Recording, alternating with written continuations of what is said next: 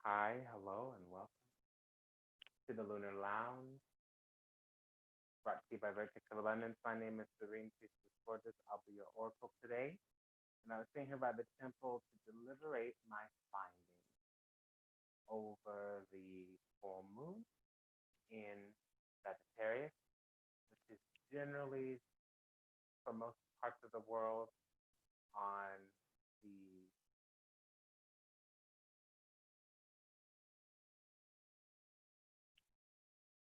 7th.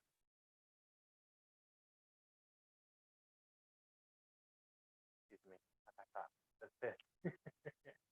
The 5th of June, 2020. That's the full moon in Sagittarius. Is also an eclipse, the lunar eclipse. So let's go ahead and get in. I just wanted to get in the energies right now. Again, hi, hello, welcome. If anything resonates deeply with you, go ahead and check information in the show notes.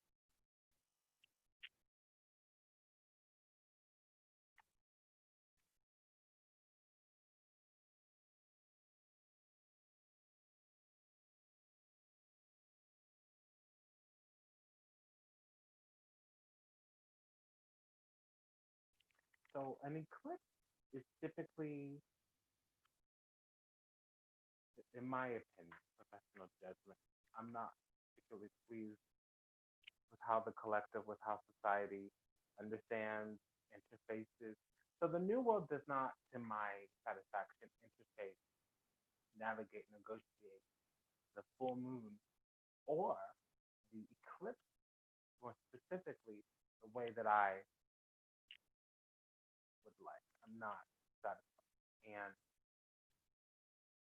if I were just to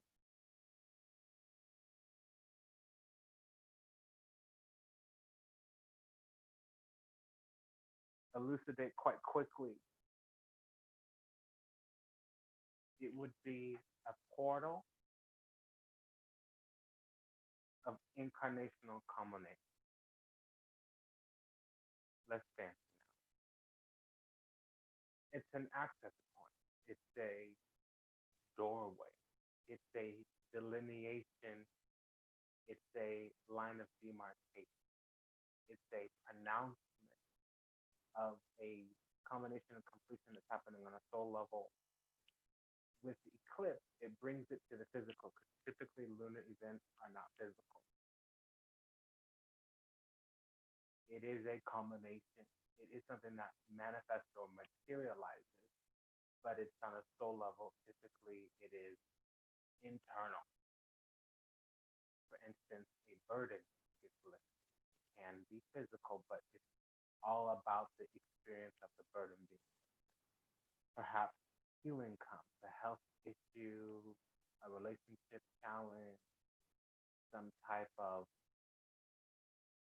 give or take access, okay, happens. Okay. So full moons are about spiritual combinations. With the eclipse, it brings it a little bit to the physical. With the eclipse, it's going to make it very pronounced, hard, firm, fixed. It's also going to take it from that 30-day, 90-day, fade off, phase off. Over the next 14 days from the full moon, typically something happens, the end of something, the culmination, the release, and it kind of trickles on for another couple of weeks into the next kind of month or two. And then it's done. With the full moon and then the eclipse, it'll actually, it's always 6 months. It can go all the way up to the next eclipse, but it would have to be a full eclipse. So typically there is a subtle or subconscious, and then there's a conscious. So the cut, it doesn't always mean, because again, it's the moon, it's not a solar eclipse. The cut doesn't always mean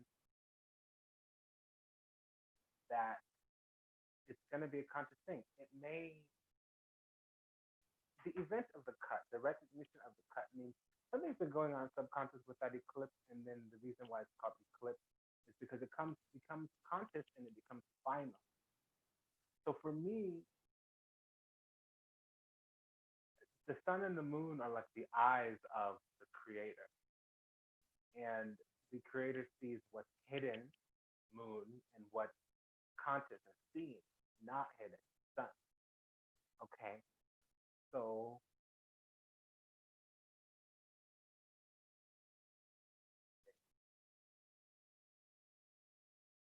I'm hearing other planets right now, Saturn, Neptune.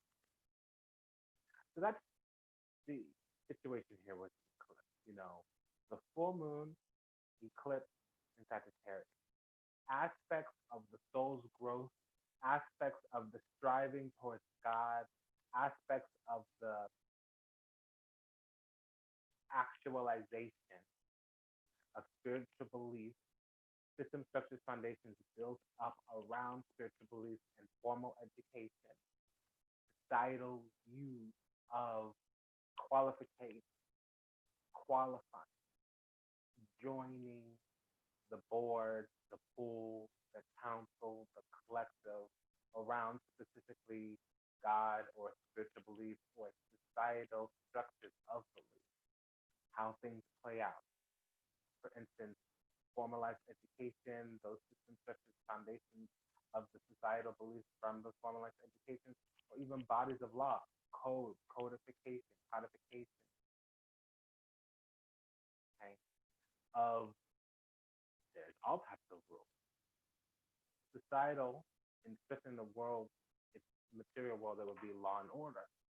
Spiritual, it would be divine law, balance, dharma, ritam, which is universal order and wisdom. Okay, so that's all the Sagittarius. It also is the oversoul, so having an overstanding versus an understanding. It's also the higher self in the sense of you in your physical body are an instinct and intuition. In your spiritual body, you are an intellect and an identity. And the difference between the intellect identity, okay, and the instinct intuition, okay, there's some type of undersoul, oversoul, primal soul, oversoul, individual, collective, God, human, higher self, lower self. There's a type of relationship, and it plays out in the physical. And you're going to grow into this higher relationship of ideal socialized beliefs through being a human and striving for the spiritual. Okay, being small, uneducated, and striving for the educated master, big, larger, or collective. Okay, being common every day and striving towards the elite, elevated. Okay, having individualized beliefs and striving towards the collective universal beliefs. Being taught being taught universal collective beliefs and striving towards your own harmonized viewpoint take on these collective beliefs.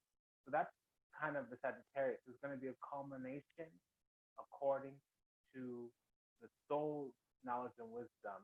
There's going to be certain aspects which come out into the fore, come out into the conscious mind that have been there. They've been there for quite some time. You've actually been on the 9 to 18 month cycle. That's over. And the effects of said cycle, even though it's ending now at the full moon, they're going to make themselves known to you for definite over the next. So I'm just going to shuffle Sagittarius into the spread here. And I'm going to keep going until the moon comes out.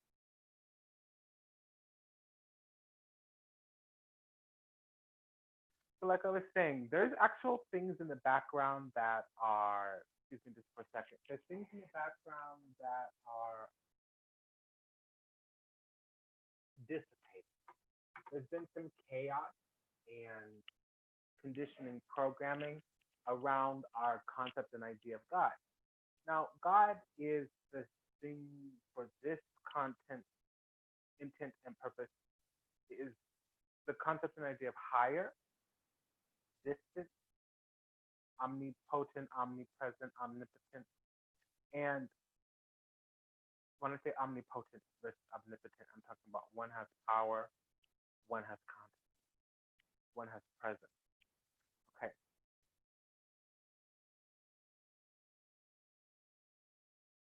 We're in a situation where we're growing through beliefs that have been hindering. It would have been, here's how you can notice, measure these beliefs that have been hindering. We will be perceiving betrayal, breakdown, not upheavals like the tower, but just difficulty, things that seem cursed, dogged, long, drawn out, laborsome on a burden level, meaning not laborsome in terms of the physical body, exertion, hard work, physical labor, laborsome in terms of a heavy burden to bear, heart wrenching. Okay, there's aspects of these pains that are growth. Wisdom needed to come through. Wisdom was going to be mastered through a little bit of pain, definitely experience. Now, there's aspects of these emotional burdens that we've grown through them.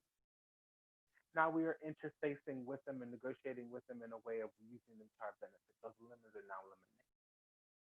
That mess is now a message. That trial, a tribulation, that test is now a testimony. And we're not completely awakened to how the journey has progressed. We might not even clearly be able to discern the journey.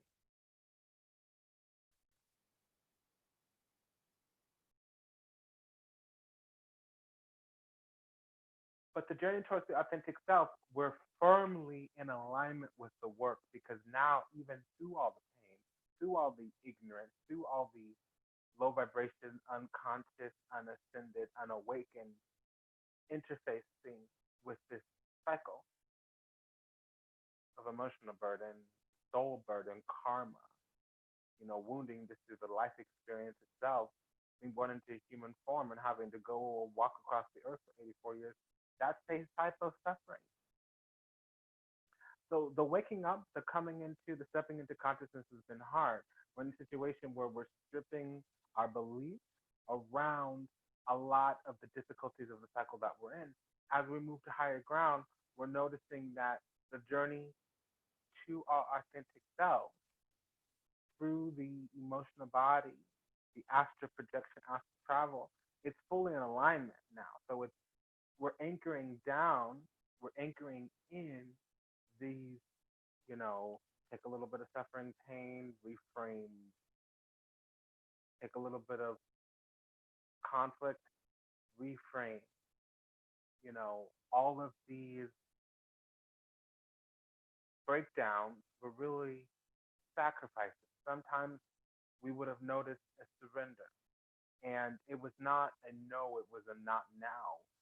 We were not able to understand why we weren't getting what we wanted, why things were not going the way we wanted, until we saw things from a different spiritual perspective.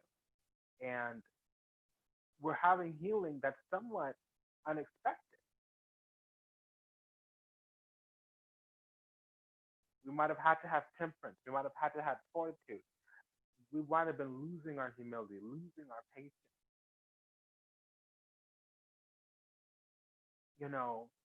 We would like to kid ourselves thinking that we're weighing up our options, but we were stuck with a bad hand in our own perspective. It wasn't the true nature of the reality, but what we saw, especially in our unawakened self, was we were dealt a bad blow. We were dealt a bad hand. We got some sour lemons. Some lemons are sweet, believe it or not, like Meyer lemons. Okay, so the illumination enlightenment has come because we have growth, expansion, vitality, renewal, so there's a sense of freedom.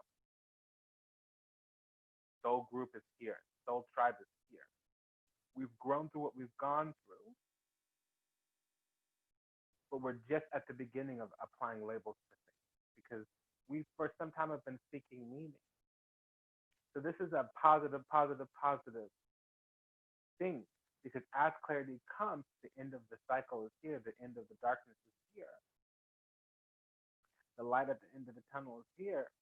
It will have been through seeking meaning instead of saying, I'm just going to go towards comfort, I'm just going to go towards comfort, I'm just going to go towards comfort. When we're getting up from the table, when love is no longer being served, the proverbial thing, not always literal, this is not very relationship. When we're getting up from the table because we wanted more than we had, when we're like, okay, there's got to be better than this, I need to be better than this, I know you're better than this, I know it's better than this. That whole kind of dialogue with ourselves, we were getting up seeking more meaning. We weren't getting up looking for a better label. We weren't saying, you're bad, he's less bad, or he's good, so I'm going in this direction. We were saying, like, this doesn't feel right. This doesn't align with me. This doesn't resonate with me. This doesn't ask my soul to grow. This doesn't call to my spirit's deepest yearning. My deepest need is not calling out. My authentic self is not growing in this environment. Those were more of the dialogues versus like, oh, the grass is greener over here.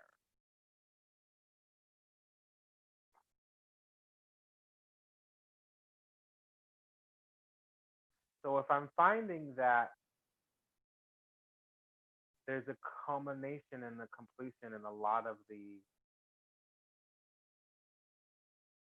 prickly belief systems that were hindering our authentic self, if we're moving now into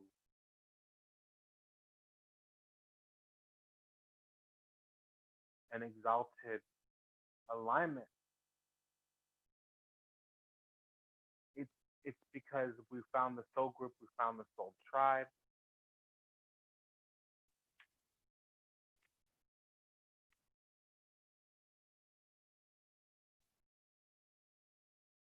Those surrenders and those sacrifices that we had to make before the moon is here. It now means that we're healing or healed because now we have autonomy, franchise, and control.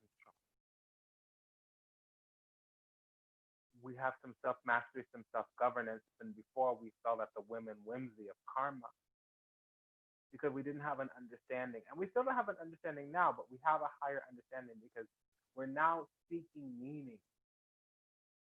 And even if things are not particularly pleasant, we're still feeling better than we did before because before we were applying meaning. We were in our mind. We were mislabeling, misjudging, misperceiving because we were showing up to the experience argumentative. We were showing up to the experience, participating in the experience, focused on our lack of ability or lack of comfortability to navigate, negotiate the situation. So we were blocking out the true nature of our authentic self. And now the true nature of our authentic self is here because we're not applying meaning. We're not labeling anything, judging anything, perceiving anything. We're seeking meaning through focusing on aligning with our authentic self. And as that authentic self comes more into the fore, we're getting these messages from the time that we've indulged in these spaces where before we were ignorant. We had to think in thinking, and it was breaking our back. We were wounding ourselves because of what we were deciding to think. And we were caught up in what we perceived as negative experiences, feeling substances. Because again, we were applying negative labels to these experiences. Okay? So now the self-mastery has come and the illumination alignment has come.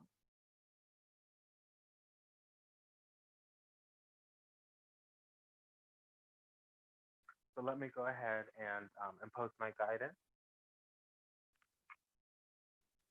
We're going to do it from Nadia Anastasia's Cosmic Activation Cards for the Soul.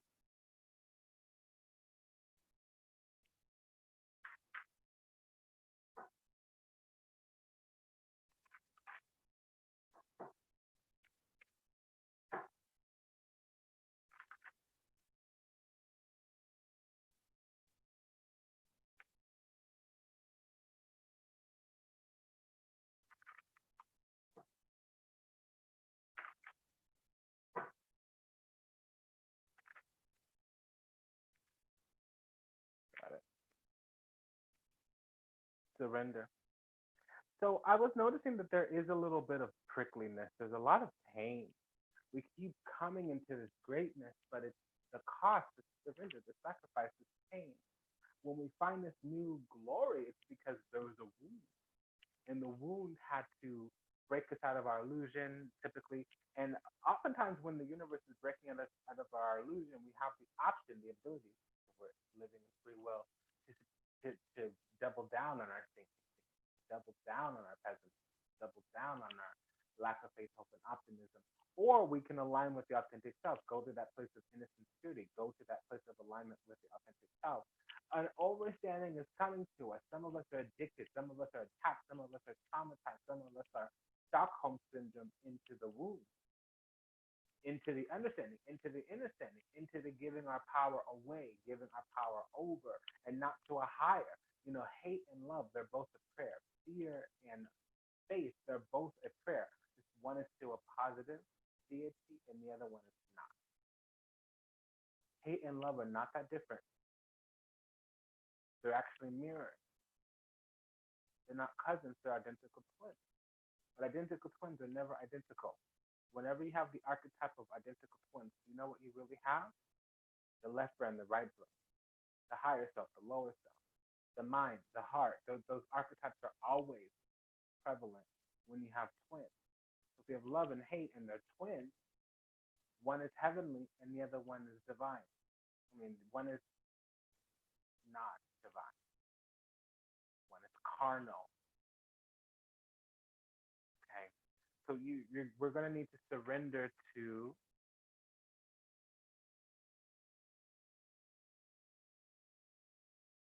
soul's wisdom,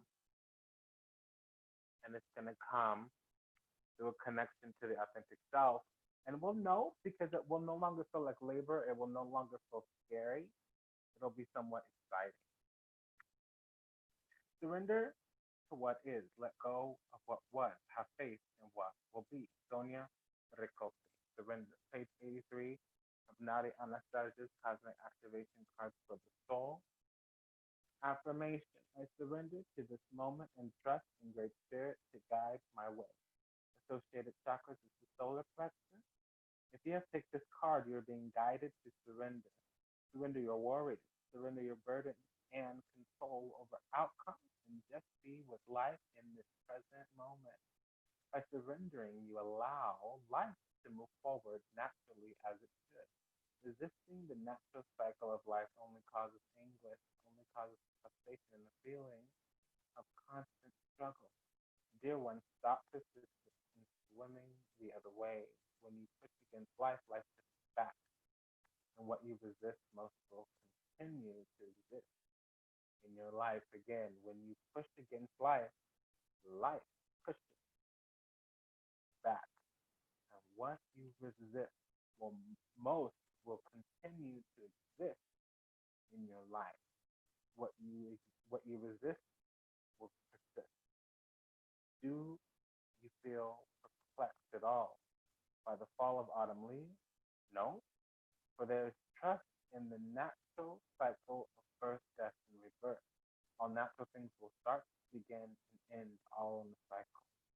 We too experience these cycles.